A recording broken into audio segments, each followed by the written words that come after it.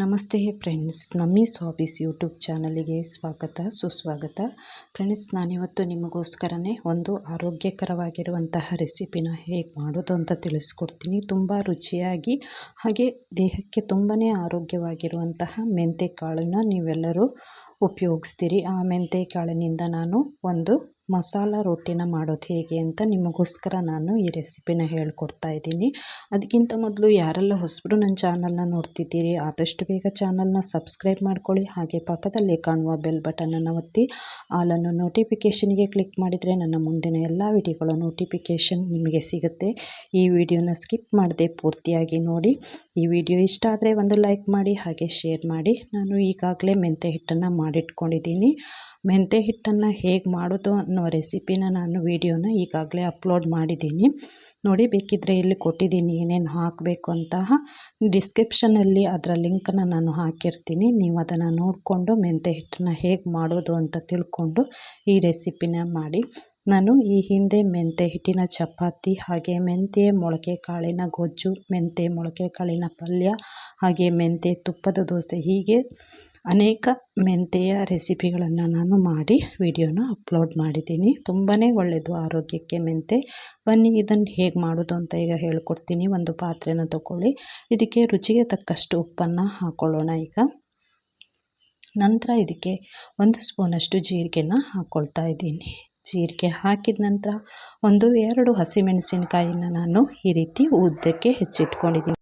ಹೆಚ್ಚಿಟ್ಟಿರುವಂತಹ ಹಸಿಮೆಣಸಿನಕಾಯಿನ ಇದಕ್ಕೆ ಹಾಕ್ಕೊಂಡಾಯಿತು. ಈಗ ಸಣ್ಣಗೆ ಹೆಚ್ಚಿರುವಂತಹ ಕರಿಬೇವಿನ ಸೊಪ್ಪನ್ನು ಹಾಕ್ತಾಯಿದ್ದೀನಿ. ಅದ್ರ ಜೊತೆಗೆ ಒಂದು ಅರ್ಧ ಕಪ್ನಷ್ಟು ಸಣ್ಣಗೆ ಹೆಚ್ಚಿರುವಂತಹ ಕೊತ್ತಂಬರಿ ಸೊಪ್ಪು, ಹಾಗೆ ಒಂದು ಅರ್ಧ ಬಟ್ಲಷ್ಟು ನಾನು ಈರುಳ್ಳಿನ ತೊಗೊಂಡಿದ್ದೀನಿ. ಸಣ್ಣಗೆ ಹೆಚ್ಚಿರುವಂಥ ಈರುಳ್ಳಿ, ಒಂದು ಈರುಳ್ಳಿನ ಸಣ್ಣಗೆ ಹೆಚ್ಚಿ ಇದಕ್ಕೆ ಹಾಕ್ಕೊಂಡಿದ್ದೀನಿ. ಹಾಗೆ ಅರ್ಧ ಕಪ್ನಷ್ಟು ತೆಂಗಿನಕಾಯಿ ತುರಿನೂ ಸಹ ಇದಕ್ಕೆ ಹಾಕ್ಕೊಂಡಿದ್ದೀನಿ. ಈಗ 1 ಕಪ್ನಷ್ಟು ಮೆಂತೆ ಹಿಟ್ಟನ್ನು ತೊಗೊಂಡಿದ್ದೀನಿ. 1 ಕಪ್ಪು ಮೆಂತೆ ಹಿಟ್ಟಿಗೆ ನಾವು 2 ಕಪ್ನಷ್ಟು ಅಳತೆಯ ಅಕ್ಕಿ ಹಿಟ್ಟನ್ನು ತಗೊಳ್ಬೇಕು. ಮೆಂತೆ ಹಿಟ್ಟು 1 ಕಪ್ನಾದರೆ ಅಕ್ಕಿ ಹಿಟ್ಟು 2 ಕಪ್ನಷ್ಟು ತಗೊಂಡು ಇದನ್ನು ಚೆನ್ನಾಗಿ ಮಿಕ್ಸ್ ಮಾಡ್ಕೊಳ್ಳಿ. ಬೆಳಗಿನ ತಿಂಡಿಗೆ ಸುಲಭವಾಗಿ ಮಾಡಬಹುದಾದಂತಹ ಒಂದು ರೆಸಿಪಿ ಇದು. ತುಂಬಾ ಆರೋಗ್ಯಕ್ಕೆ ಒಳ್ಳೆಯದು. ಈ ರೀತಿ ಮೆಂತೆ ಹಿಟ್ಟು ಹಾಗೆ ಅಕ್ಕಿ ಹಿಟ್ಟನ್ನು ಹಾಕಿದ ನಂತರ ನೀವು ಒಂದ್ಸರಿ ಚೆನ್ನಾಗಿ ಈ ರೀತಿ ಮಿಕ್ಸ್ ಮಾಡ್ಕೊಳ್ಳಿ.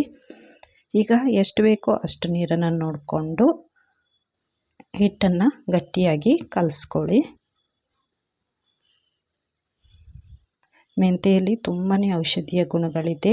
ಅದು ರಕ್ತನ ಶುದ್ಧ ಮಾಡುತ್ತೆ. ಹಾಗೆ ಮಧುಮೇಹ ಅಂದರೆ ಸಕ್ಕರೆ ಕಾಯಿಲೆ ಇರೋರು ಹೆಚ್ಚಾಗಿ ಮೆಂತೆಯನ್ನು ತಿಂತಾ ಇದ್ದರೆ ಅವರ ರಕ್ತದಲ್ಲಿರುವಂತಹ ಸಕ್ಕರೆಯ ಅಂಶ ಕಡಿಮೆ ಆಗ್ತಾ ಬರುತ್ತೆ.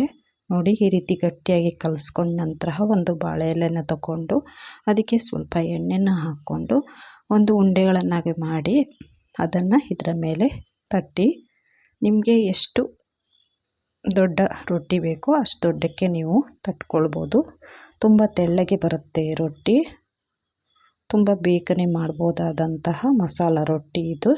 ಇದಕ್ಕೆ ನಾವು ಮಸಾಲ ಪುಡಿ ಅಂದರೆ ಮೆಂತೆ ಹಿಟ್ಟನ್ನು ಮಾಡಿಕೊಂಡಾಗ ಮಸಾಲೆ ಐಟಮನ್ನು ಹಾಕಿರೋದ್ರಿಂದ, ಹಾಗೆ ಈಗ ಸಹ ಹಸಿಮೆಣಸು, ಜೀರಿಗೆ, ಕರಿಬೇವಿನ ಸೊಪ್ಪು ಎಲ್ಲದನ್ನು ಹಾಕಿರೋದ್ರಿಂದ ನೀವು ಚಟ್ನಿ ಅಥವಾ ಸಾಂಬಾರು ಜೊತೆಗೆ ಇದನ್ನು ತಿನ್ನಬೇಕು ಅಂತಿಲ್ಲ. ಹಾಗೆಯೇ ತಿನ್ನಲಿಕ್ಕೆ ತುಂಬ ಚೆನ್ನಾಗಿರುತ್ತೆ. ಚಟ್ನಿ ಮತ್ತು ಸಾಂಬಾರಿನ ಅವಶ್ಯಕತೆ ಇರುವುದಿಲ್ಲ. ಈಗ ಗ್ಯಾಸ್ ಹಚ್ಚಿ ಗ್ಯಾಸ್ ಮೇಲೆ ಒಂದು ದೋಸೆ ಹಂಚನ್ನ ಇಟ್ಕೊಂಡಿದ್ದೀನಿ. ಅದು ಬಿಸಿಯಾದ ನಂತರ ಸ್ವಲ್ಪ ಎಣ್ಣೆನ ಅದಕ್ಕೆ ಹಾಕಿ ಸ್ಪ್ರೆಡ್ ಮಾಡ್ಕೊಳ್ತಾ ಇದ್ದೀನಿ.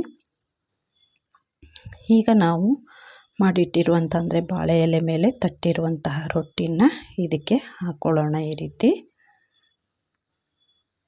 ತುಂಬ ಈಸಿಯಾಗಿ ತೆಗಿಲಿಕ್ಕೆ ಬರುತ್ತೆ. ಬಾಳೆಲೆಗೂ ಸಹ ಅಂಟ್ಕೊಳ್ಳಲ್ಲ ಇದು. ನೋಡಿ ಎಷ್ಟೊಂದು ಕ್ಲೀನಾಗಿ ಬಂದಿದೆ ನೋಡಿ. ಈಗ ಇದಕ್ಕೆ ಒಂದು ಮುಚ್ಚಳನ್ನು ಮುಚ್ಚಿ 2-3 ನಿಮಿಷಗಳ ಕಾಲ ಇದನ್ನು ಬೇಯಿಸ್ಕೊಳ್ಳೋಣ. ಬೇಗನೆ ಬೇಯುತ್ತೆ. ತೆಳ್ಳಗೆ ಮಾಡಿರೋದ್ರಿಂದ ಇದು ಬೇಗ ಬೇಯುತ್ತೆ. ಈಗ ಇದನ್ನು ತಿರುವಿ ಹಾಕೋಣ. ನೋಡಿ, ಈ ರೀತಿ ತಿರುವಿ ಹಾಕಿ ಈಗ ಸಹ 1-2 ನಿಮಿಷಗಳ ಕಾಲ ಇದನ್ನು ಬೇಯಿಸ್ಕೊಳ್ಳೋಣ.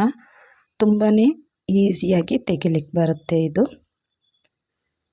ಹೀಗೆ ಆಗಾಗ ನೀವು ಈ ರೀತಿ ಔಷಧೀಯ ಗುಣಗಳು ಹೊಂದಿರುವಂತಹ ಮೆಂತೆಕಾಳಿನ ರೆಸಿಪಿನ ಮಾಡಿಕೊಂಡು ತಿನ್ನಿ.